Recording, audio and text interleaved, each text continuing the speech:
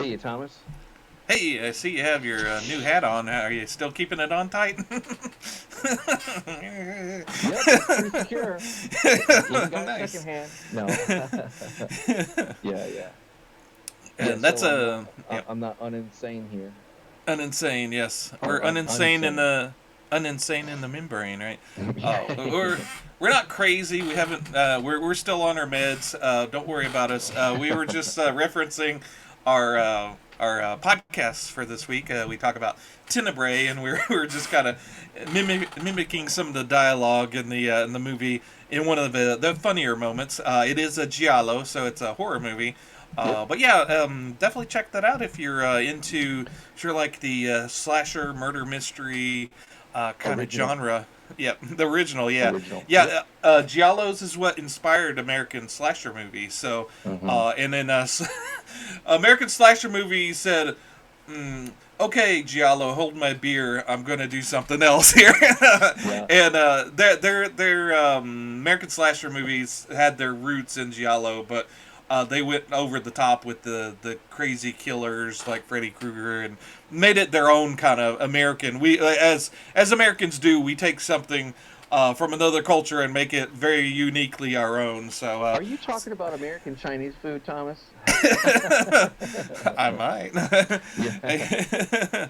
Yeah, absolutely. Yeah, it was good, and that'll be up on our thing. And just like I always like to say, hey, maybe this show is not for you.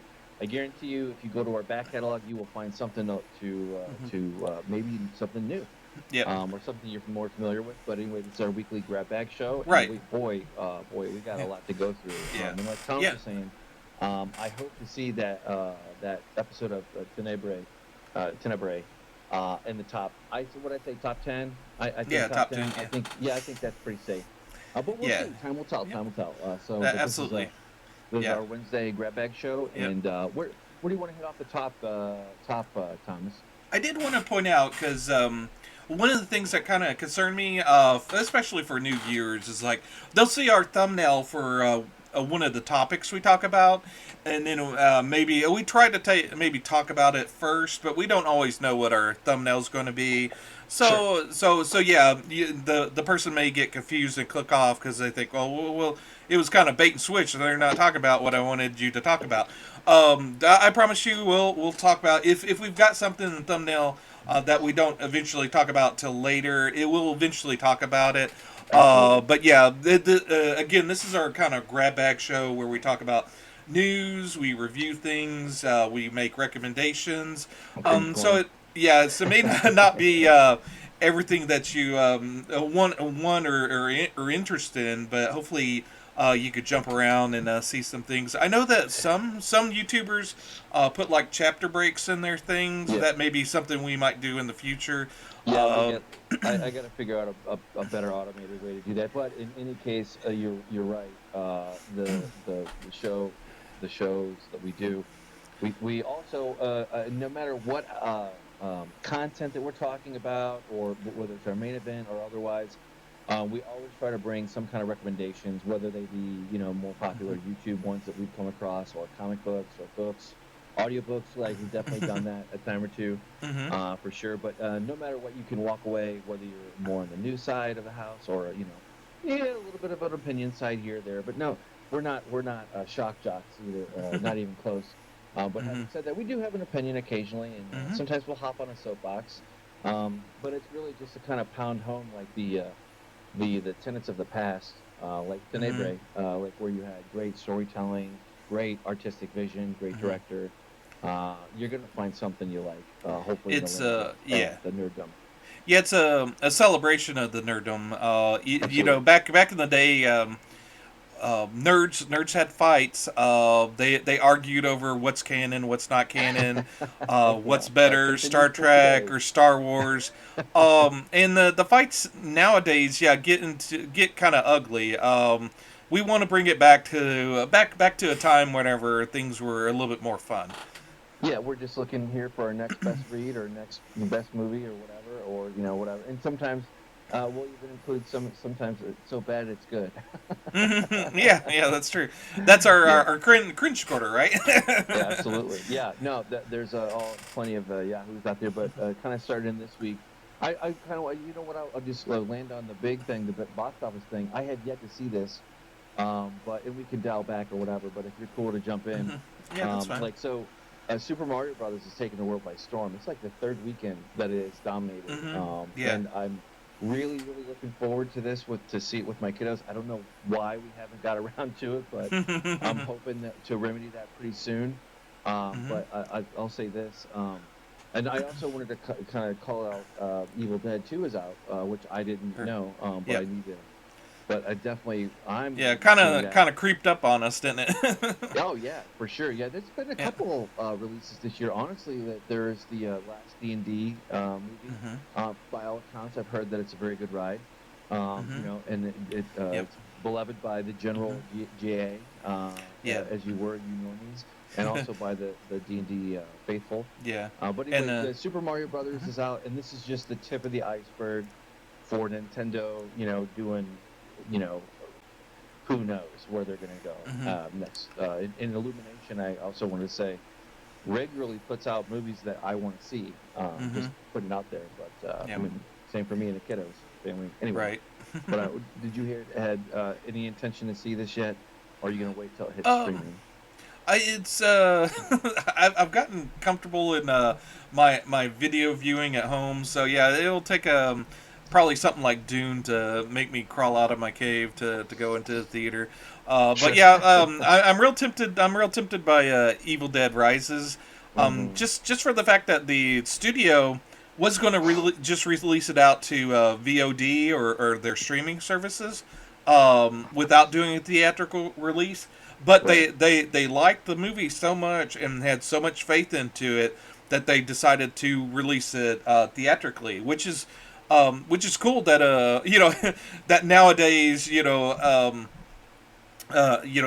film companies just isn't going to just unload it on a streaming service, Right. a horror movie. The horror movies prove time. They have to reprove time and time again that it's a uh, viable genre that people, if you make good horror movies, they'll come out and see it.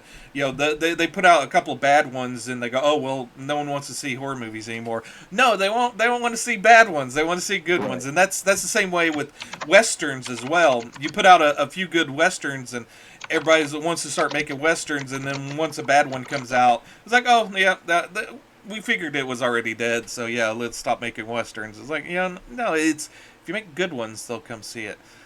Yeah, and I think there's even one I didn't get a chance to see, but actually my kiddos saw it with with their co-parent, Megan. They saw that. I've yet to catch up with that one, but that was a box office success Oh insofar yeah. as what it is. It's not. I It, think it's not in the seven comma club or whatever it is. right. Yeah, it did very well. I think Ten Megan, along commas, with excuse me. with yeah, Megan along with Cocaine Bear are Right. they're meme ready. They're locked and loaded. That it's you just have to see the image and the name Yep. and know whether or not you want to see that. You know. Yeah, and I know I got to see very rare kind of thing that we haven't done in like years. Me and some family went to see Cocaine Bear, and it was we knew what we were getting into, and it was Right. entertaining. Right. I mean, what do you want? Not that they can all be superhero movies. Right. Anyway, a little dig there at Yeah. our Yeah. current thing. I But also anyway, yeah, noticed in go the ahead. article that Bo is Afraid came out as well. That's the new Ari Aster movie. Oh yeah, yeah, yeah. I'm I was interested in gonna that. include Yeah. something. That's an A24 flick. Yeah. Yeah. Yeah, and we haven't discussed one of his movies yet. Mm-mm. I want to either do Hereditary or actually, I was thinking we could do Midsummer on our main podcast. When Midsummer happens, I think that's in Yeah. June. So Yeah. that the week that happens, we might want to hit on that movie to celebrate Midsummer. Absolutely. I'm a huge A24 fan. In the last, kind of like just seeing a lot of their movies are friggin' awesome. Right. I'm a huge fan. that's one of the things that you walk through this thing. But I also wanted to kind of make fun a little bit. Guy Ritchie's The Covenant, and it's got Jake Gyllenhaal and all that, and it's like those dudes have made so many friggin' umpteen million soldier videos or soldier movies. Yeah. It's like I don't. Yeah. I don't understand the draw to that, and no, I'm not bagging on. I'm just saying, like, I just have no Right. interest, like, as a GA member, general Yeah. audience normie. Yeah. Yeah, I don't. Yeah, the film companies still haven't kind of dialed in on what we want to see. They think, okay, well, Top Gun did good, so this movie The Covenant should do good. It's like, no, Right. you really have to come to the table with a good story or a cool angle to something. Right. You still have to be enjoyable. About you just can't like carbon copy things. You can't Xerox another movie that's sort of similar to it and then think it'll do just as good. Right. Yeah. And moving on to record-breaking news. Yeah. Boy, color me surprised. Boy, how'd that boycott work? Huh? Yeah. Yeah. It's just dumb. Like most people don't think like that. But anyway, there is a modern game. By all accounts, it's very fun. You fell under its spell, and I know you targeted this one to share this week. Yeah, I did did way better than they thought it would. Okay. Like the article says, is 256% over their target goal. So I think there may be a sequel. I think this alone greenlit the Hogwarts or the new Harry Potter series, which I also have a article on that we'll talk about here. But yeah, this is something that everybody wanted. Even those people that were protesting it, a lot of them wanted to play it as well, I think. And I think a lot of them got illegal copies of it so that they wouldn't pay in to a person they don't like that's associated with the franchise, and because it's silly, but yeah, I believe there's going to be a sequel. There should be. I think they started the in the books they started I think the characters started out as 12 or 13. This one has your main character that you create starting school at 15. And that kind of makes sense because, 15, 16, 17, that will be the ages that you go through high school, and that'll give you a trilogy of games if you do each year. So that kind of makes sense. But yeah, I look forward to future games of this, and it shouldn't be too bad because if it's going to be a direct sequel with your character carrying on, you're still going to have Hogwarts. Maybe you fancy it up a little bit, but you already have the locations down. You have the whole map. Obviously, you're probably going to add to the map, but coming out with another game is I don't see where there'll be like a huge development time on it. Yeah, and I just wanted to kind of throw this into perspective here because we did this with The Last of Us. Literally, like when you break down the stats, like this is like they mentioned that it's a Call of Duty game, and like Call of Duty is like is a juggernaut. So you're talking about like 12 million units, and it's still we're not even in the first 6 months. It's gonna go just up from there, just like anything else. But I just wanted to kind of put a point on it. I'm like. This is not a small selling game, and it's already made almost $1 billion. And that was like, whatever these numbers are from. This is just from quarter one. Yeah, and this started quarter two. Where we currently are in the and this is with all the boycotts, the protests, the shaming of streamers for streaming the game. Even people making websites that are designed to tell you if they're playing that wizard game, like so you can avoid that. Okay, sure, whatever. Yep. and me and Mike obviously made sure that we were able to stream the game on our channel. The video is up there under our live one. So I'd finished the game by the time I'd figured out how to stream the game. So we just kind of play around in it and talk about it a little bit and play a couple other games during that stream. Maybe we'll do some more in the future, but we will. We definitely will. I just got to get a little bit better equipment gear on my side, and then we'll be able to do it. And besides, I'm already on the hook for buying a PlayStation 5 sooner than later, anyway. Yeah, yeah. So. And so you know. So in the future, you'll get to say to us, "Get good, gamer." Yeah, and moving on to other news, like I was happy to hear this. Yep. And I don't know about you, but like, so James Mangold is also supposed to be on the next one of the next Star Wars movies. That could I am personally looking forward to the idea of it. I don't hold out any hope that any of that shit's gonna materialize. Well, we'll see, because like we've had like 6 years of like big announcements on the Disney Star Wars side, and none of them materialize for whatever reason, for whatever real or imagined, whatever you want to get on that kick. But this makes me excited, and I hope this is true. I hope. We'll see. Yeah, he's I think him and James Gunn want to kind of take a dark turn for Swamp Thing, much in line with Alan Moore's run on Swamp Thing, which is classic. If they follow, and there was like a TV series that only got one season of Swamp Thing that came out a couple of years ago. That had a lot of praise to it.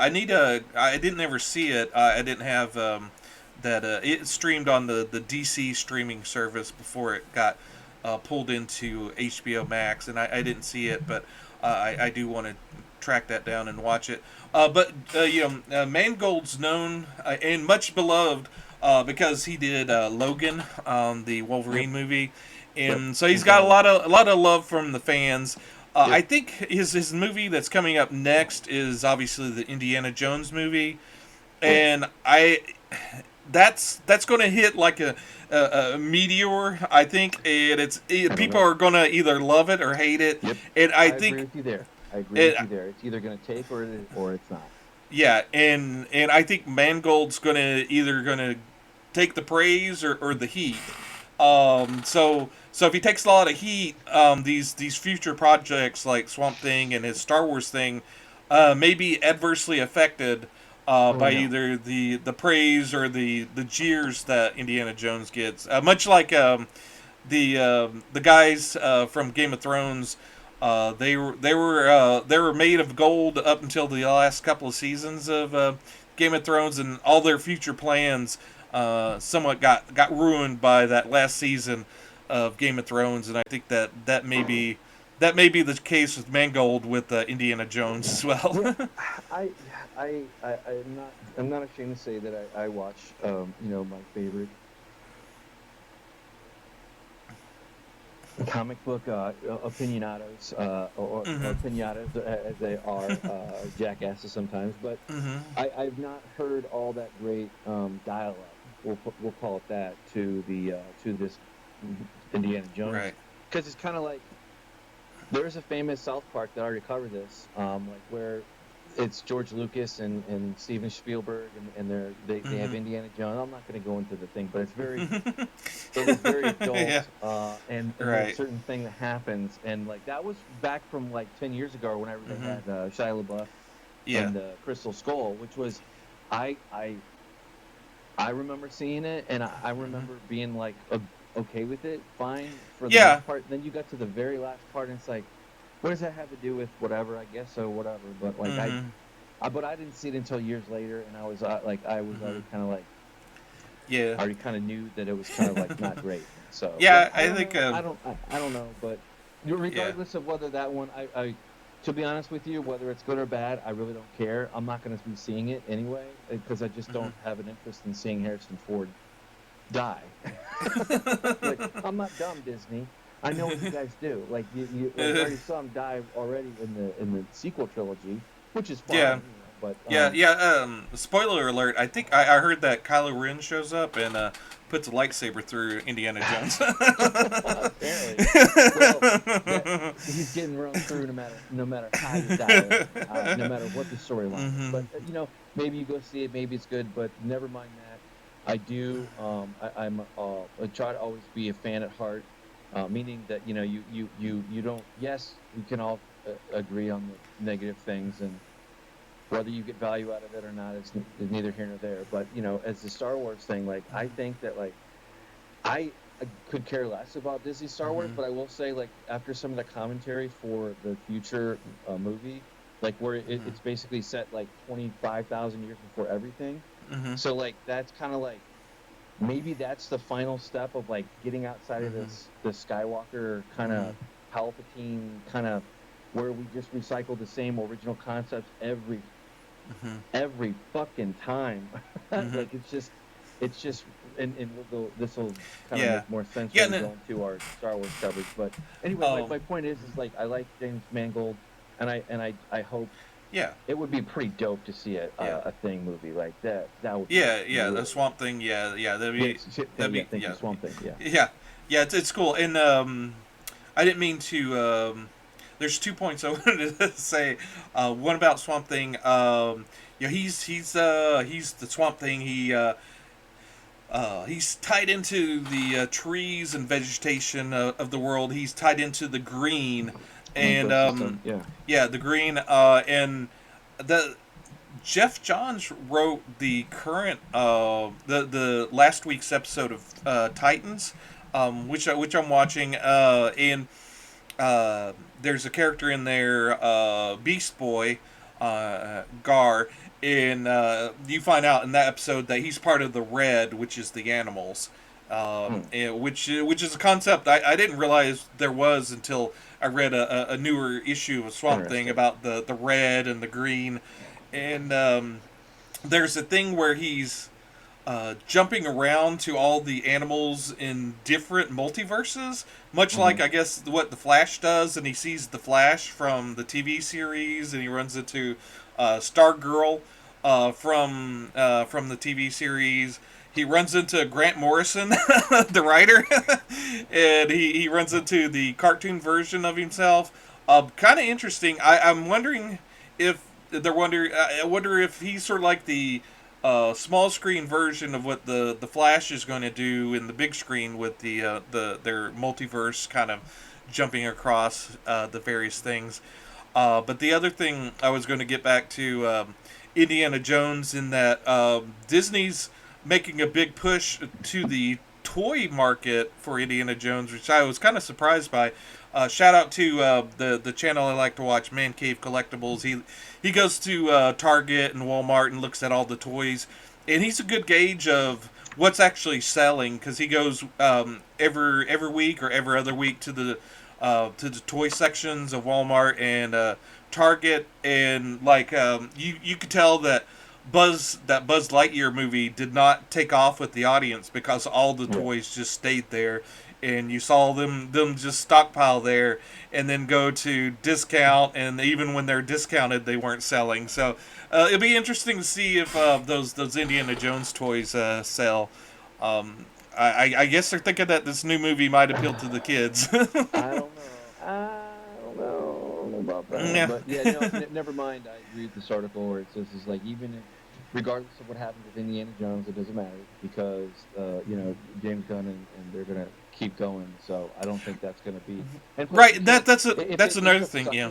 sucking, it's not gonna Yeah. be his fault per se because Hmm. I don't. There's no way around this. But Disney has been tied to a few stinkers that like maybe they don't Yep. like they're not like absolutely being demolished for like they make some money but not like my joke about the whole Disney anything is the only difference is whether it's a massive money printing machine or if it's just going to print out a little bit. But either way Yeah. you have a cash machine but they haven't Yeah. been hitting the mark lately so Yeah, and it may be better for Warner Brothers is if Indiana Jones, a Disney product, doesn't do well. Yeah, maybe their Swamp Thing will do better. But maybe absolutely Mangold can. will. Yeah, um, so there's that too. Yeah, I mean, I think we're headed to a little bit more adult, more, known kind of flavor of adult comic book heroes, like Yeah. that are flirting on that line of maybe rated Mhm. R. I think that's where they're gonna own Disney through Mhm. and through. But Yep. anyway, moving on with more Disney news here. So what's up with this? Because I've heard this and that with Dave Filoni, and this kind of ties into like maybe something you'll get into here in a minute. But what's Yeah, up with with good old I Dave? I can understand where he's coming from what he's saying. Basically, he says that there's been arguments about canon from the very start of Star Wars with the books and everything, and back then, no matter what, George Lucas was canon. Whatever he said was canon. Everything else was sort Right. of I think he was quoted as George Lucas as saying, "What's in his movies is canon and is what it is, and in all the books and stuff, he may draw from it, but it's not necessarily canon until it's in the movie." Right. So yeah, I think that's where Dave's kind of mentality for things is coming from, and he's also makes reference to what we talked about at the beginning of the show, how nerds had debates back in the Oh day yeah. is what's canon, and it Right. was a fun thing to play around with, and I think that's his mentality of it. I don't think he understands that with canon now, it's tied into the stupid political thing, the stupid idea of having social stuff tied into it. And I think he's trying to just ignore that part of it. And yeah, if one series tries to make a point or something that he doesn't necessarily agree with, he's not going to continue it in what he produces. I think that's basically what he's going to tell the stories that he wants to tell, basically. Yeah. I mean, I hate to say this, but what he said. What does he say? Forget just the special nature of telling a good story and creating great characters. Okay. Well, where are they? Yeah, well, Like, I I mean, mean, I'm just gonna be real right here. You had the sequel trilogy. Nobody's clamoring for any of those guys. Plus, most of them have had bad blood, especially with like how John Boyega was treated. But of course, everybody has a price tag, I suppose. But I just don't see like where well, I I, look at it this I don't way. know. Look at it this way. The first couple of seasons of The Mandalorian, especially that first season, were a success, and Absolutely. Yeah. that was John Favreau and Dave Filoni. Yeah. Dave Filoni on the third season of Mandalorian stepped away to start his Ahsoka project, left John Favreau alone to do the third season, and look what we got. Well, yeah. I mean, the other side of that coin is you hear about Dave Filoni being greenlit for again in Star Wars news, the Disney Celebration that happened a couple weeks Hmm. ago. But Dave Filoni is also going to be getting his first director debut, and Hmm. supposed to be wrapping up the Mandalorian storyline some way somehow. Yeah, But boy, that's something that kind of like I yeah. just again I say yes, it's true, but at the same time we get it's almost like a curse, right? So when they do fan service, like when they just show Luke for a little bit of time at the end of season two, and spoiler alert, not everybody knows what's going Hmm. on here, but like when you get that little taste of it, you you kind of go back to like the only action sequence that we ever really got with Luke were in the original movies, and that's it. And there was such a Hmm. hunger for that, and it never materialized. Hmm. And it was like just you kind of you're already falling down backwards. You're already falling down not in a good Yeah. state. So I mean, I don't know. I think I don't know. I I just don't yeah, know anymore. Like with the quality, like I already stepped away a while ago, and I lived vicariously yeah, through you and through a couple other yeah. guys I like to listen to. But Yeah. I used to say proudly that I was a Star Wars fan. Um, Today I don't say that, but I can see a future where I say that I'm a Dave Filoni's Star Wars fan. right, I'm like willing to I'm willing to be a fan very limitedly with this stuff, and the only one Hmm. that I really have any hope for is the one that I mentioned earlier in the show about Hmm. the Mangold one. I think Hmm. if you have like the most perfect opportunity to just cleave and just go in a new direction, like that, and this, I think Andor was a good swing. From what I haven't seen it, but I've heard that was a very good, fun Hmm. Very Yeah. unique kind of genre shift but using in the Star Wars universe that a Mm-hmm. lot of people have been asking Mm-hmm. for a long time. Yeah. But well, we'll see. Mm-hmm. Anyway, so moving on, well, you mentioned it. So what? So I've been kind of tracking loosely here, but apparently their numbers are just not where they're at. They're still Yeah. numbers, but they're nowhere near where they were when this Yeah. was first coming out. Yeah. Yeah. We What happened? yeah, I jokingly called it, the wacky Grogu show. He's the new Alf. I think you Right. coined the phrase that he's the new Alf. He is the new But Alf, yeah. but yeah, this Or she by the this time the season movie comes out. yeah this season this season should have been a 2 hour movie, maybe a streaming movie. And you might have had something good if you tightened it up and corrected a lot of the errors that were in in the series, and cut down, much like how how George Lucas cut the screen time of Jar Jar Binks, and he realized he made a little bit of a mistake with having Jar Jar being so prominent in the first movie, and Right. then the subsequent movies, Jar Jar got further and further in the background. Whereas, yeah, this season should have had very very little Grogu, but they decided, hey, everybody loves Grogu, let's have him do wacky things. So Wacky. Yeah, I don't. is he gonna eat the frog? I think he's gonna eat the frog. Yeah, I don't know what the intent was, but like from what I've heard, like pretty much, your back of the map. Skip through the crap. Like watch the first 3 episodes, and the third one being very very much questionable or like on the line, and then just skip to your last two, and you haven't missed anything. Okay. Well, the last let's talk about the last 2 episodes, and I'll get into spoilers. So if you don't want Yeah, to hear and about it, then skip a yeah, little bit ahead. and just so I have watched numerous recaps on what happened for like the Hmm. last, like I said, I've been following along through the critic Yep. lens, where they mentioned this part was good, that part sucked. This is Yep. why it didn't work. Da da da da da. But Yep. by all means, Yeah, blast yeah, off. and I haven't watched any of that. I've kind of stepped away from. I used to enjoy like watching the critical people, Sure. that you did. They have some valid points. But since I'm doing, Sometimes, right? since I'm kind of like the main reviewer on our channel of this stuff. I haven't been watching that just so I won't be Right. tainted by their opinions. So Fair maybe enough. mine's a little bit unique, or maybe mine's similar to theirs. You can let me know. But yeah, with the last 2 episodes, coming away from the Lizzo episode that tried to appeal to all the generations of the Star Wars fans out there with their generational icons. These last Yeah, two I was watching. episodes, this yeah this yeah, these last 2 episodes. We're supposed to pay off big. This is supposed Right. to, there's rumors that, Mando might die. This or that might happen. Oh my gosh.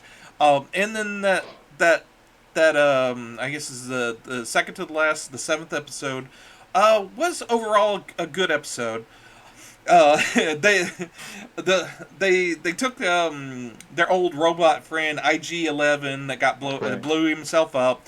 The little cutesy uh, guys that fix up robots, from Rise of Skywalker. Oh, right. Um, Right.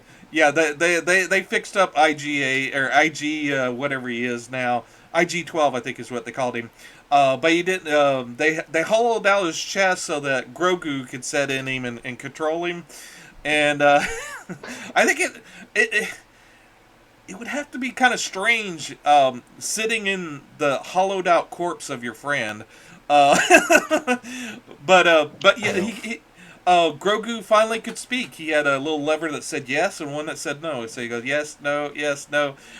Which I don't know for sure, but the sound of yes and no sounded almost like they lifted it out of Bite from the original Tron movie. You know how all he Interesting. could say was yes, no, yes, no. It reminded me of that. So, Yeah, I um, heard that it was a little bit annoying, and I also heard that there was another prominent android or droid that kind of helped. That was just like a recycling of Oh, we gotta have an R2D2 throw in. Yeah, yeah. I didn't have a problem with that. That the Red 5 from the original Star Wars movie. Yeah, whatever. You're going to have a droid. Yeah, a lot of times you're going to have a droid. Yeah, I didn't have a problem with that. But yeah, and the fact that Grogu was in IG-8, I didn't have a problem with. You would think I'd wacky Grogu in in a robot. But I kind of liked it. It kind of I didn't like. When they've taken him out of the little eggshell thing they used to float in, which was fine. That was cool, but they've had him walk around for the most part, and he's like doing his little feet, and he looks too much like a little Muppet, like Kermit the Frog walking around, and, it just looks kind of stupid. So when he's in IG 12. You're seeing the robot walking around, and you see a little Grogu in the center. It worked for me. So the 7th episode, for the most part, worked. It's the Mandalorians are returning back to Mandalore to reclaim their planet. Right. While they're there, they meet up with a group of Mandalorians that never left Mandalore, that had been living there ever since, waiting for the return of their leader, Bo-Katan, with her dark saber to reclaim Mandalore, which is fine. Yeah, exactly, Excalibur, and but at the end of the episode, they get to a Mandalore city, and come to find out, the bad guy from the previous seasons, I forget his name, the guy from Moff Gideon. He's made his base there, which is fine, except for the fact that those Mandalorians that have been there for decades since they've been outcast. How didn't they find these? How haven't they stumbled upon them? And why hadn't Moff Gideon sought them out and killed them? Well, and it's not just Moff Gideon; it's Moff Gideon and his clones. Yeah. And then what's going on with the Force in this too? I don't know. Grogu uses it to throw things around. Right. He lifts up frogs. But yeah, there's a cool scene at the end where Mando's cut off by the rest of them. He's in the clutches of Moff Gideon, the other Mandalores that were there with Grogu are separated. They make a dramatic escape from it, and you're like, okay, cool. How are they going to get out of this one? Kind of deal. and so, I used to would wait in anticipation for the next episode of Mandalore and watch it Tuesday night at midnight or whenever it would come out. To see it so that it wouldn't be spoiled by anybody. Mm-hmm. I didn't care. I watched this, I think, Friday or something, or maybe it was Saturday. So I it was like whatever, and so I did see it, and it was a total letdown. I did not care for the final episode. All I can say is a list of missed opportunities. Mando escapes. Without any trouble. They only have 2 guards on him, leading him to a prison cell maybe. And he quickly dispatches them. It's like, it's the Mandalorian. The Mandalorian. He's caused you so much trouble over the 3 seasons. You would think you would have a little bit, make his escape a little bit more, And then, and there's a scene where with the R5. And he has to. There's like these interlocking doors that you can only unlock. He wants them to unlock one at a time. And there's 2 guards in each of those sections. And I was like, this is a video game. What are you doing? A video game? And you go through the first doors, and he fights the two stormtroopers there. And I forget what weapon, but each level of the stormtroopers through each of the gates have better weapons. It played like a video game. So do you think that sometimes video games like you're describing, sometimes they're known as a grind? Does this feel like a grind? Video version of it? it made me. There's only one scene in this show that it caught me up as like, oh wow, this is Star Wars. This is why I like Star Wars. There's a scene where there's one the one of the Mandalorians escape up to the ship where all the rest of them are at. He gets up there. He says, "Guys, you got to go down to the ground and help out everybody down there. It needs to be a ground fight. I'll stay up on the big mothership and take it from here." So he's on this mothership by himself, and you have all these TIE fighters coming in, shooting up the ship, and that scope of the ship and the TIE fighters, it kind of got me in the feels a little bit, and then it was quickly squashed by the next scene. But it made me realize that, say what you will about the prequels, say what you will about George Lucas, he knew how to direct action. That Duel of the Fates, that final fight in the first prequel between Darth Maul and Qui-Gon and Obi-Wan. Yeah, That's a classic scene, and it had those little gates, those little doors towards the end, but that made sense. That added to the drama, whereas this was like, okay, Mandalorian's going to get through all of those gates. He's fighting nothing stormtroopers. Of course he's going to get through that. That's kind of the criticism that I've heard and that I pulled on my own, which is like when I was explained to like how the episode progressed, like as a synopsis kind of point from like some of those review channels.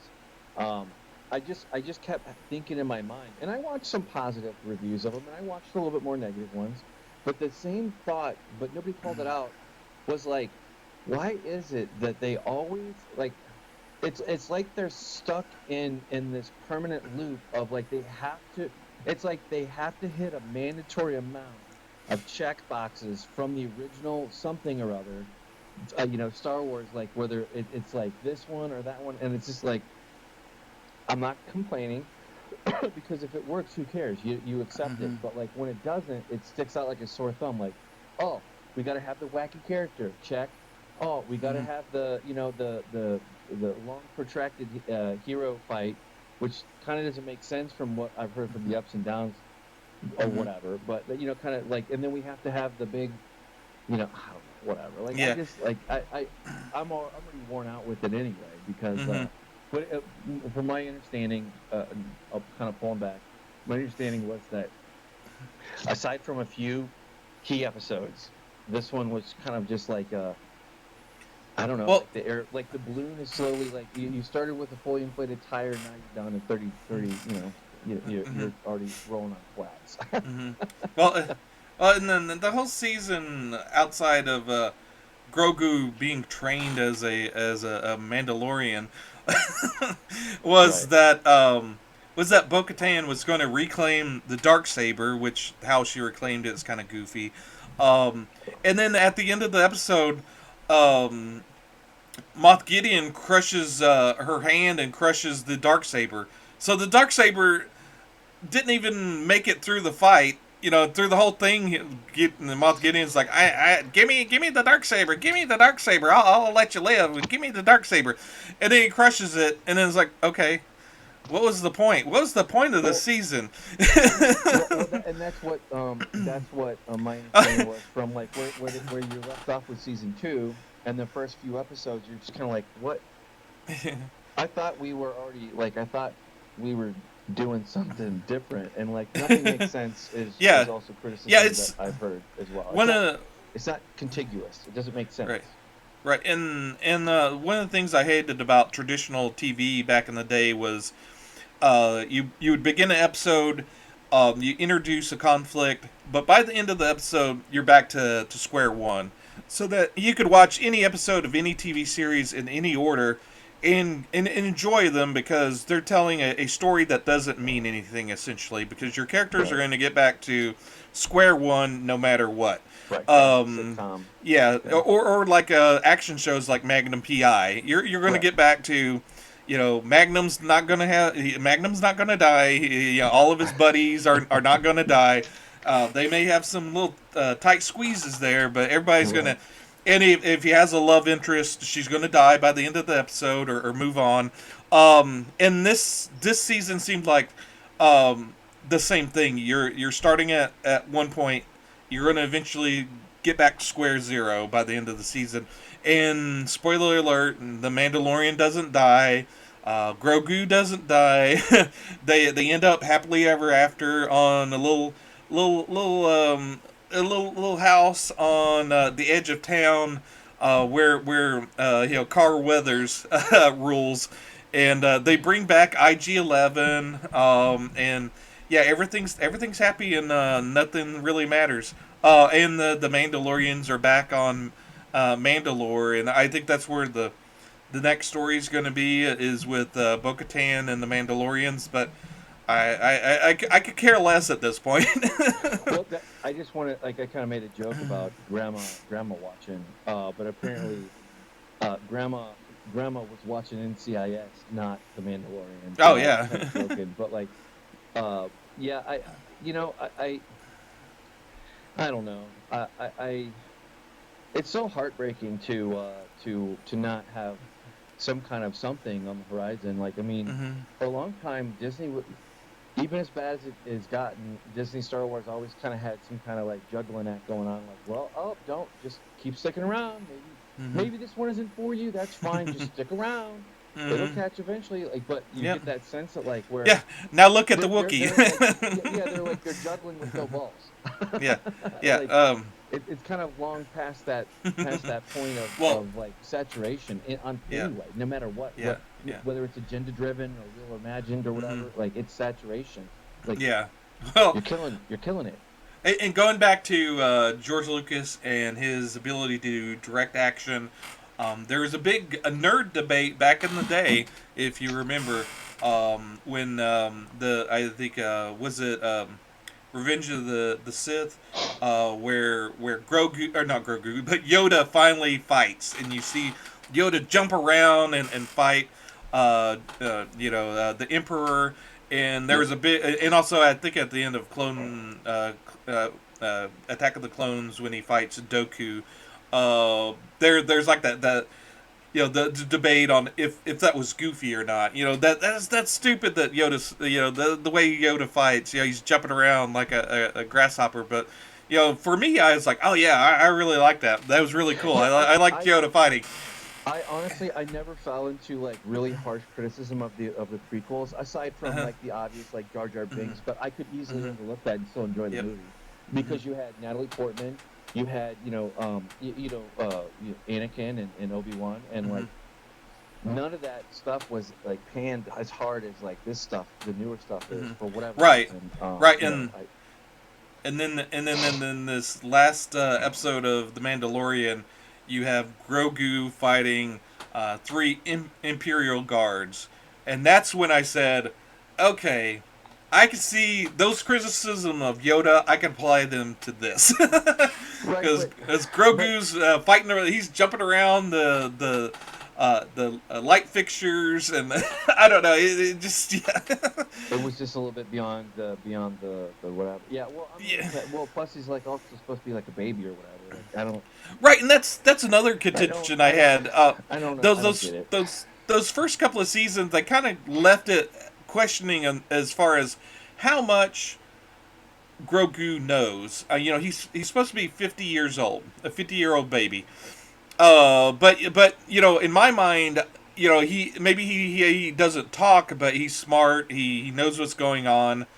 But the idea that he's a child keeps being reiterated, and I'm like, and that he can't talk because he's a baby, and I'm like, how stupid of a species are these Yodas that by the age of 50 they can't even talk. Yeah, there's that criticism I've heard as well, like where it's just kind of like, and I think what it goes back to is, I think that they definitely had a winner when it came out as popular as shit, and I know Mhm. this because I have 3 of the damn things that I bought over Mhm. time because I was a fan just like everybody else, but at the same time, like you're trying to make them do too much, and like this is never going to happen. Like the things that we want to see are never ever going to happen. We're never going to see full scale Luke. We're never going to see. That doesn't matter to this storyline because this is all rolling up to the first part of the sequel trilogy. So like that's where we're rolling up to, and like we're really. I think that it's kind of like how Andor is. It's like, okay, just on the surface, I enjoyed the movie that it was based on. It was just like anybody else because it had it worked. But like the thing is, like Andor is like a dead end anyway, and like I don't give a shit. I personally don't care about that part of the storyline. Now, great for you if you like it, and it's not that I love or hate it. It's just like I have no interest in seeing like a cul-de-sac, and I kind of feel like every single time. Like I can't get excited, like you were saying, like where you kind of had that flash of Star Wars, and you're like, oh boy, you're a kid again, or whatever. You know, like just case in point, like when Luke Skywalker came and like fucking mopped up the floor at the end of season 2 or whatever. You know, you had that excitement, but like you know that eventually it's rolling up to a dead end. Like I don't. well, I don't give a shit about the First Order. I don't care about the Imperial Remnant. None of this stuff makes any goddamn sense. Right. They hit that Thrawn. Who knows what the fuck that means? You know, like I don't know. Like, yeah. God bless you if you find joy from it. I guess I don't know. Well, Thrawn's been in the Clone Wars and the Bad Batch. He's a pretty cool character in those. Again, that's under Dave Fillion, or Dave Filoni. Right. Again, this season of The Mandalorian, Dave Fillion stepped away, and it was the Jon Favreau show. So Sure. you could compare this to the first couple of seasons and see who did the heavy lifting for it. And this kind of all goes back to either like if you like Dave Filoni and his version of Star Wars, you're going to be just fine. But if you're not familiar with it or whatever, you know, I hope that's the case that you're saying that really the talent, because Jon Favreau is no slouch himself, but like. If this is the duality or the balance that we're in for, like maybe it's worth it. Maybe the drop in quality is gonna be worth it for what Dave Filoni's working on now with Ahsoka. I've heard nothing but positive reception around that, even amongst the most hard-headed, folks that just are already checked out. Yeah. Yeah, Ahsoka's definitely a fan favorite. I loved her in the Clone Wars. She's a standout in that series. And then she was also in the Rebels. An older version of her is in the Rebels. So we've seen the progress from her being a young Padawan under Anakin Skywalker to being a grown pseudo Jedi in the live action form of Rosario Dawson. So it'll be interesting to see that series. There's no guarantee that since Dave Filoni's doing it that it's going to be great, but I have higher expectations for that than anything else in the Star Wars verse, as they would call it. Right on. Yeah, and then kind of moving on. So a little bit more positive news perhaps, and this might tie into some of my Deadpool news that I have. Okay. But what's Adam Driver? Yeah, this basically, I guess he's been rumored to being Reed Richards, which I kind of hoped that what's his name that played him in Doctor Strange would have been him, but I know what you're talking about. John Krasinski or John Krasinski. Yeah, who's also a very good action star in a couple Amazon Prime shows. But anyway, he holds his own. He's a good actor, regardless. And Adam Driver's a good actor too. Absolutely. Just his physical appearance doesn't read Richards to me, but if he does a good job, who cares? I would totally be on board because the last Adam Driver movie I saw 65 million that was out there, and you know what? It was a stinker, but box office wise. But you know what? I don't think that it was any worse than the Will Smith same version of that that was like probably 10 years ago. I can't think of it, but it was with him and his son before. That was before everything for him fell off a cliff, but it's no better or worse than that. I enjoyed it, but then again, I'm a sci-fi nerd. But I could easily see this kind of does it for me. I think. And if he's a very good actor. If you scroll down there's some rumors about who they might have for Sue Storm, The actress does look like what I'd picture Sue Storm as. Also, Mila Kunis is being kind of thrown Interesting. around as maybe a Sue Storm, and I think they're trying to capture the spirit of the characters, Right. which is good. They're not doing what we'd probably call nicely call stunt casting. They're not throwing any monkey wrench into things and trying to put someone totally out of left field as a character. Maybe they're saving that for the Thing or Johnny Storm, but we'll see. Yeah. So far, I have good feelings. Yeah. Hope springs eternal. Like I always want to try to land on the positive side of things. But I was going to say, well, I guess Marvel would roll into this. Yeah, I comic think I book saw news. headlines about I never clicked on them though, but so ooh, controversial.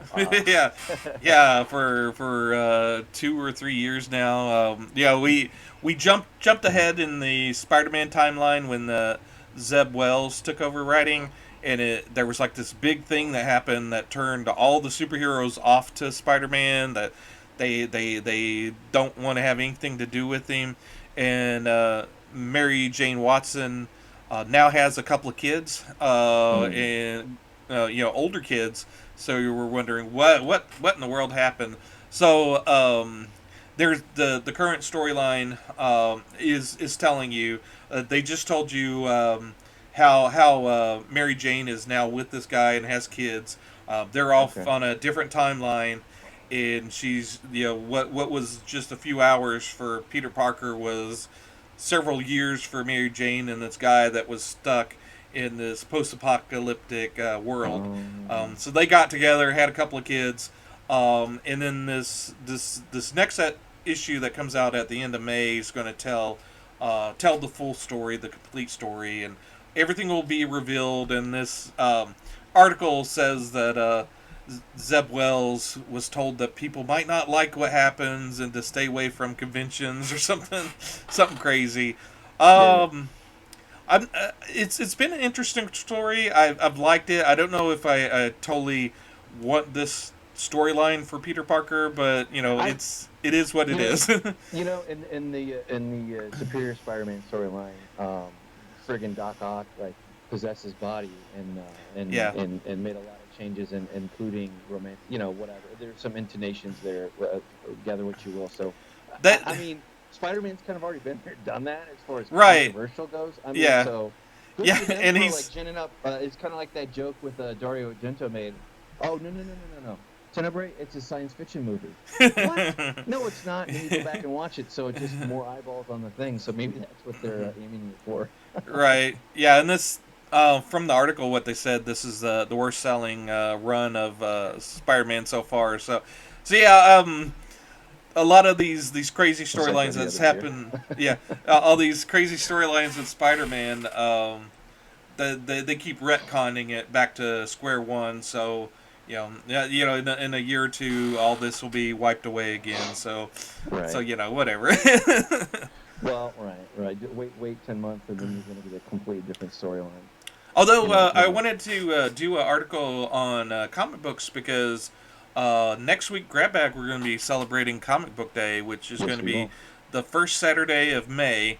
So we'll talk about all things comic books on that Grab Bag, and Absolutely. kind of maybe spotlight some of the free comic books that are going to be available on Comic Book Day. We'll go through on the site that list all of them and talk about the ones that we're looking forward to maybe getting, and maybe you could see something that you like and comment on that on our future episode. But yeah, that'll be next week on Right. our next Grab Bag. Yeah. Absolutely. Yeah. We'll catch that when it air when it comes out, and we'll have some things to say. But moving on to the next one. Every time this comes up, like it's always like something about like whatever, and it's just like I think it's Yeah. unfairly lobbied at a very famous woman who's a billionaire and successful in her own right, but God, well, can't have that. Can't have some wet diaper out there, but hurt over something. And boy, Yeah. cats don't work. Duh. At least dumb ones don't, anyway. Uh, Well, yeah. Yeah. I just pointed this out that At least, yeah, J.K. Rowling still has a sense of humor about things. She Okay. said that they're going to put in a large stock in champagne, but yeah, it just shows you that Warner Brothers knows a golden goose when they have it, Yep. and no matter They what back the right people horse. are, what you say, and then that kind of that's good because they're not throwing the baby out with the bathwater. They know that she's the the spearhead of Harry Potter, and if you're going to reboot Harry Potter, you need you need J.K. Rowling in the mix. So it just makes me look forward to the show even more Yeah. because they're going to be able to dig in deep with the series and explore those stories in a way that they had to tourniquet them because they were movies. If you're spending a whole season on a book, you could really dive into the nooks and crannies of the book and explore all of it within that season. And with J.K. Rowling there to kind of guide and give suggestions, is only going to be a good thing. It'd be like trying to do a Lord of the Rings series and totally wipe out Tolkien, which I think Amazon tried to do, and you saw Yeah. what that turned out. Yeah, no, I think it's funny. And the thing, the also with this is it's going to have it's going to have the opportunity to pick up new fans. Like Hmm. for example, when all this Harry Potter came out, I was already too old, and I'd already moved on to other things. There's some siblings that very dearly love it, and always will. So like, I'm looking forward to like maybe there's enough there for me to get hooked into it, or Hmm. me and kiddos. So like, I Hmm. also represent my kiddos too. So Yep. that's always a good thing. So Yep. I look forward to giving this a shot when it comes out. I Yeah. don't Yeah. care. Maybe. I've heard some other things about it, this and that. I really don't care, because like, number one, how do you know? Number two, how do you know? And number three, it's not out yet. So how do you know? Like all Right. the criticism around, Hmm. some of the things. But anyway, very cool. Yeah. Look Yeah. forward to that one. There was another article I saw about how they're going to try to diversify the cast of Harry Potter, but they had a diverse cast to start with, so I I don't don't really I don't know. really care. Like, Yeah. I'll care when I see Right. it. Obviously, if it takes you out like it's a Netflix Cleopatra, then maybe maybe it might stick out a little Hmm. bit more than it should. But Yep. and Yep. maybe that Yep. works, but I doubt it. But in Yep. any case, yeah, I kind of wanted to I wanted to cover some interesting news, and this is a spoiler warning. There's like a little bit of a snippet that came out with Deadpool, and Deadpool 3 with Wolverine is supposed to be coming out. And famously, it was teased with Ryan Reynolds. And the thing is that like, I have a lot, a lot of hope for this. And basically, the plot, spoiler again, this is like, could be fan fiction, could be BS, but they were basically saying that the plot could entail something along the line of like, where it's Deadpool and Wolverine, and they have to kill all the superheroes, whether they be Avenger or X-Men or whatever. But it's going to be set in maybe an alternative one, but where potentially Magneto rules Earth, in that timeline. So that alone, if that's true, that and they do it at a rated R level, and it's like, maybe it's just like its own one-off or whatever, Hmm. which I think it will absolutely work, um, because of its distance from Disney, I Yeah. think. And there's a lot of goodwill built up around this, both from the Hmm. standpoint of Hugh Jackman coming back as Wolverine, and from Ryan Reynolds being a really a real crowd pleaser. So Yeah. whatever it is, Hmm. like, I don't know about you, but I think it's going to come out in 2025. But I Yeah. am looking forward to seeing what this could be, because it's kind of Yeah. fun. Hmm. Well, It's yeah. fun and unexpected, and Yeah. it's not Yeah. going to be It's constrained by anything if we know Ryan Reynolds' mhm. record, and I like that. Right. Right, and it's sort of like with James Gunn and Guardians of the Galaxy. It's sort of like they told him to, okay, you have that little sandbox over there that's not going to hurt our other big superheroes. You go and play in that sandbox and come up with something. So he's pretty much on his own, and he come out with the those first two movies that were great. So that's sort of what the I guess what the Deadpool guys are doing. They're off on their own little sandbox and having fun. And so hopefully, yeah, they'll come up with something entertaining. And Ian McKellen, believe is maybe Returning. potentially Yeah. returning. So Hmm. I hope I really want to see something cool like this. Hmm. And I'm just shocked that Hmm. I'm just shocked that in all the Disney, and for all we know, they could have it on the roadmap or whatever Hmm. for Avengers meet up with the Hmm. X-Men. But like I'm just shocked. Like they Hmm. literally could just pause all the Avengers stuff. They could just pause it, and then they could start in on the like on a 10-year saga of X-Men, and you would Hmm. have the same. You would have just as much good buildup or a second Hmm. shot at it as like Yeah. what Marvel became as a juggernaut if Yep. they did that. But Yeah. Yeah, and what do I I think know? I think Disney's leaving money on the table. All I have to say is two words, or actually three words: Deadpool, Disney princess. He could be the next Disney princess. Absolutely, yeah. This is just kind of like a little quick thing, and this also slides into my one and only YouTube recommendation. I followed this guy for years.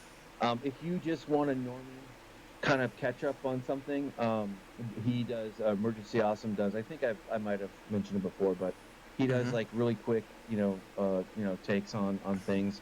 He really keeps abreast of the storyline. So whatever your favorite show is of the moment, whether not even superhero adjacent, kind of like that big, kind of like how we have a big Hmm. umbrella of coverage. He'll take it, break it down, and kind of explain it to you if you need caught up. But Hmm. not and he'll do spoiler ones and non-spoiler ones, but good, just a good source to go to. I always like his Hmm. content. If you don't want any opinion, you just want to enjoy it, and you don't want to have Hmm. any negative, whatever. And Yeah. you're into it, this is the guy that you would go Yeah. to. The go-to guy. Yeah, absolutely. And that kind of leads us into yours. I think you wanted to do your comic book ones first, Yeah. right? But or Yeah. did you want to Uh-huh. cover the other one first? No, we can. These are like quick mentions. I haven't read the Expanse. It came out last week. But I know you're a big Expanse fan as Yep, well as I I am. am. So, from what I can understand from the little synopsis, is that it's a continuation of the TV series. So it picks up where the TV series left off. Well, I So will be getting it then. yeah, yeah, so if you're an Expanse fan of the TV series, you definitely might want to check that out. I Right. didn't see it at my local comic shop. Maybe it sold out by the time I got there. I didn't get there Wednesday. I got there Thursday, so I didn't actually get to flip through it in my hands. But yeah, if your local comic book shop has sold out of it since it came out last week, you can always get it digitally, and also True. on these things, they'll when the you it's going to be a 12 issues limited series. So once those all 12 come out, they usually collect them all in a graphic novel. So Right on. so if you want to read them all together, you could definitely do it that way.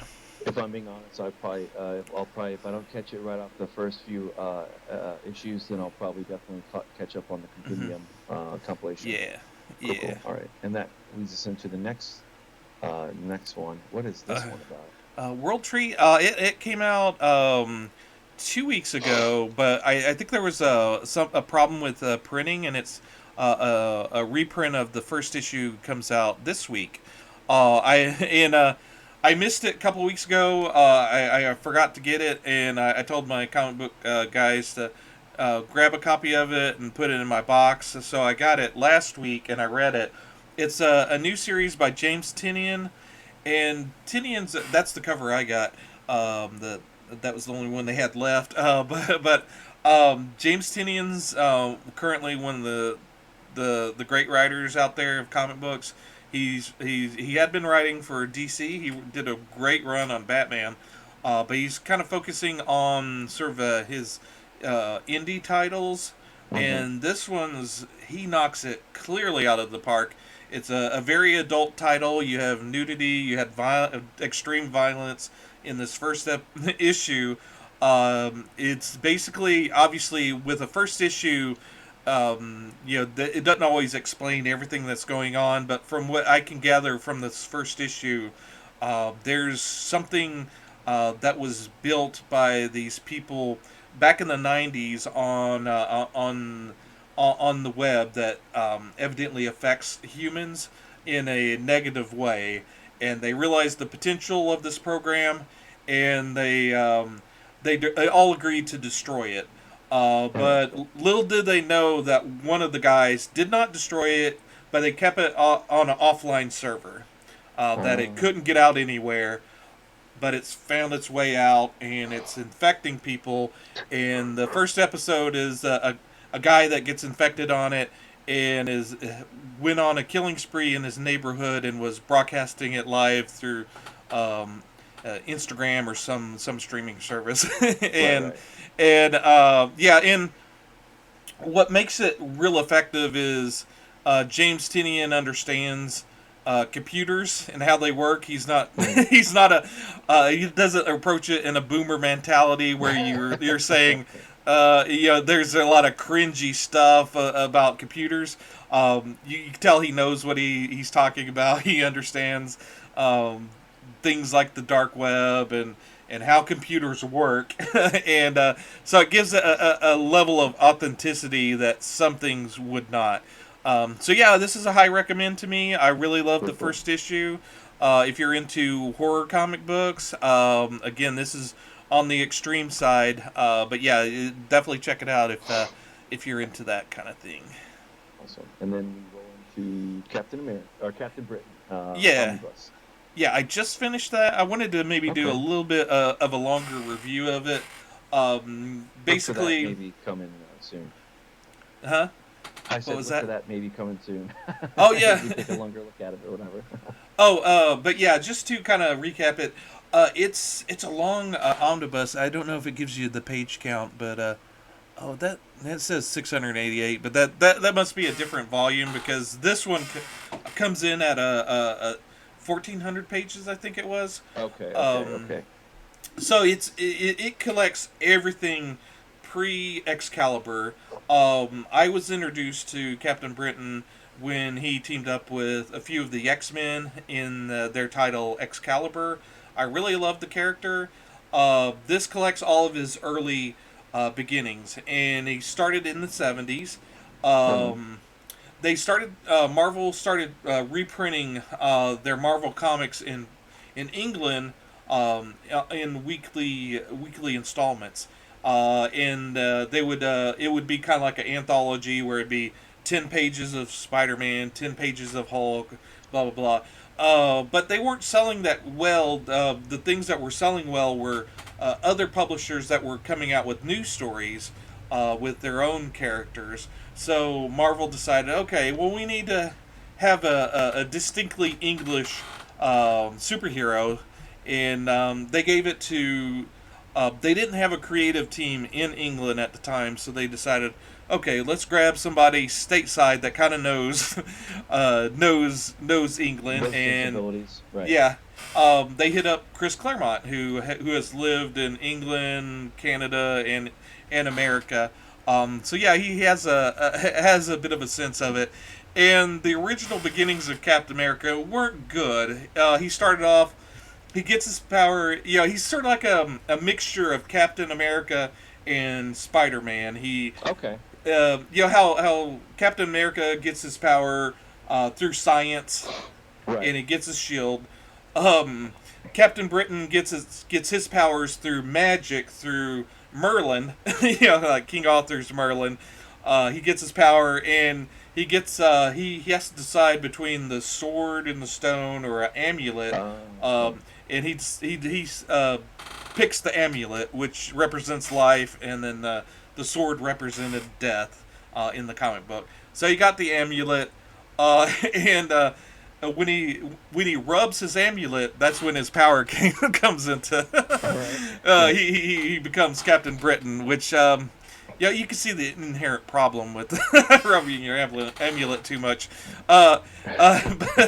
But so he transforms instantly into Captain Britain, and he has a quarterstaff instead of a shield that he fights with, and that quarterstaff was always kind of goofy, and even his costume was a bit problematic. That cover shows Alan Davis's revision of it.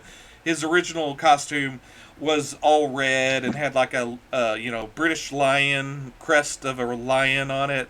which Alan Davis said was a stupid um, costume decision because at the time a big a, you know a company that produced eggs at the time used that as their kind of logo. So there was a lot of egg Captain Britain jokes at the time. But yeah, even though he has a magical background, he was just fighting your average villains in the. So he kind of was like just your generic superhero, and he was going to college to be a physicist.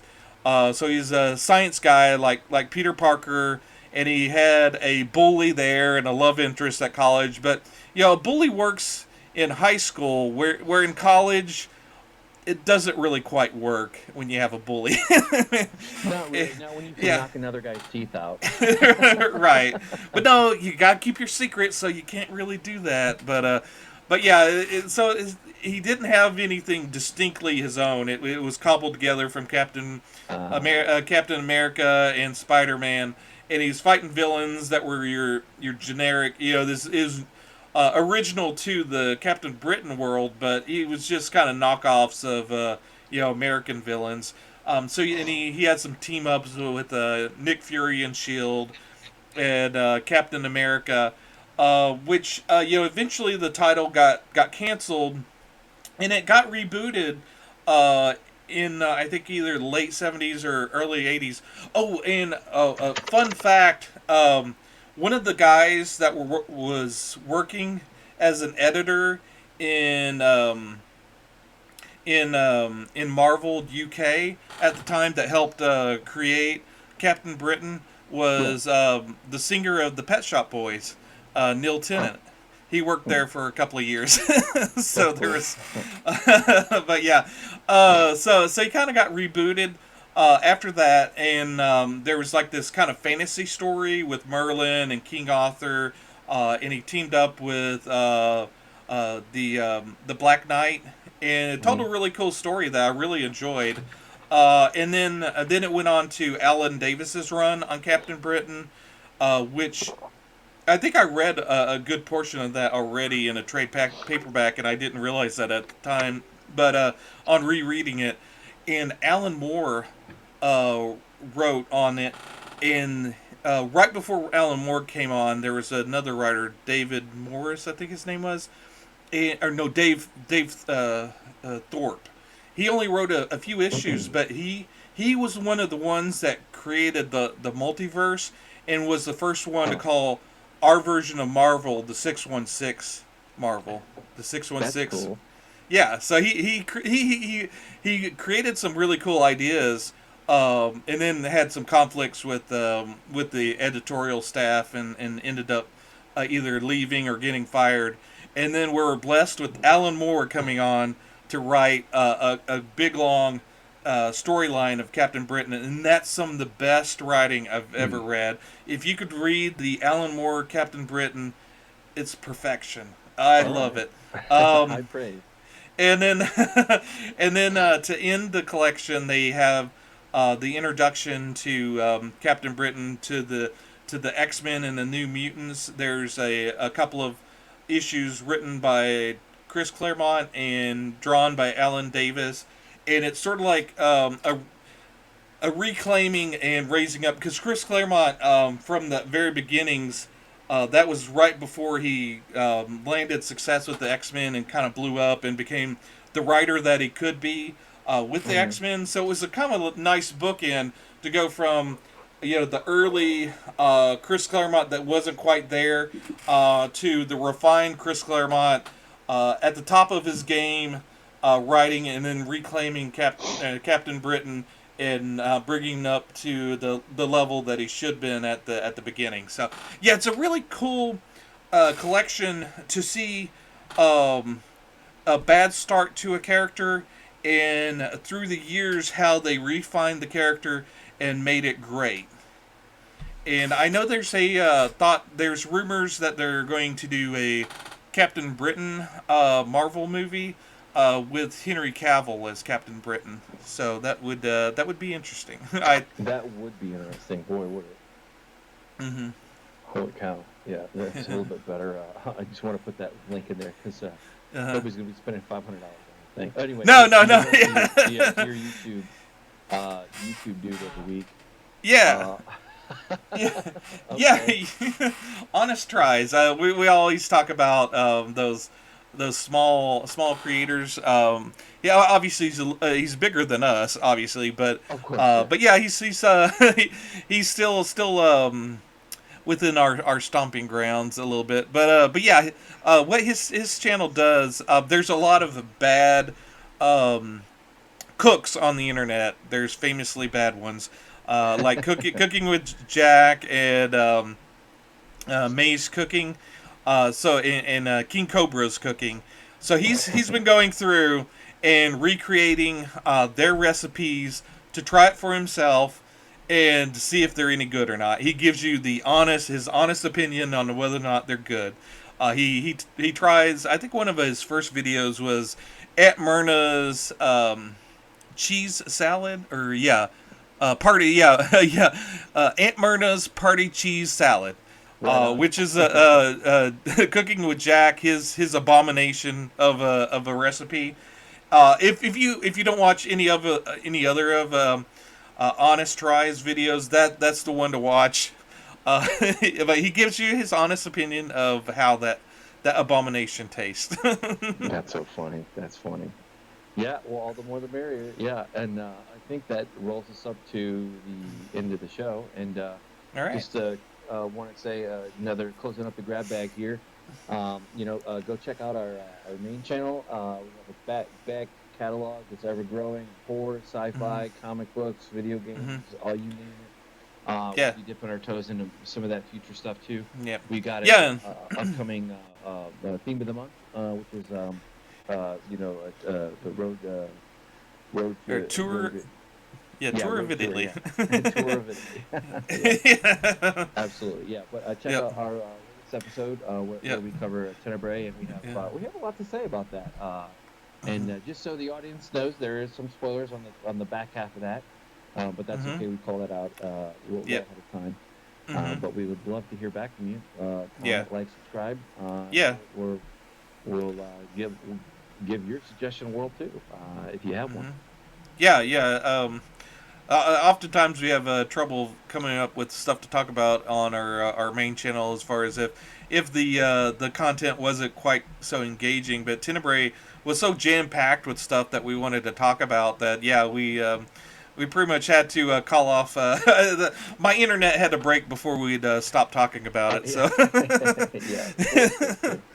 Yeah. yeah. It's not a super long video. It runs on average to our other ones. But yeah, we do a bit of spoiler talk. But yeah, we do a shout out of it. But yeah, if you have made it this far, you may be a fan of ours, and there's maybe another video or two that you might like to watch. Absolutely. We've crossed the spectrum at this point, and we're going to dip our toes into gangster movies next week. So Yep. we'll see if you're there to ride along with us. Absolutely. Yeah, someone might get shot. Thanks. Yeah. What did they say? Don't take the gun, take the cannoli or something. I don't know, whatever. But I've had backup, and I don't know if you noticed, I had the Avengers, so Absolutely. as a backup. Yeah. But I've been Mike. And I'm Thomas. We'll see you next Yeah. week. Stay safe out there.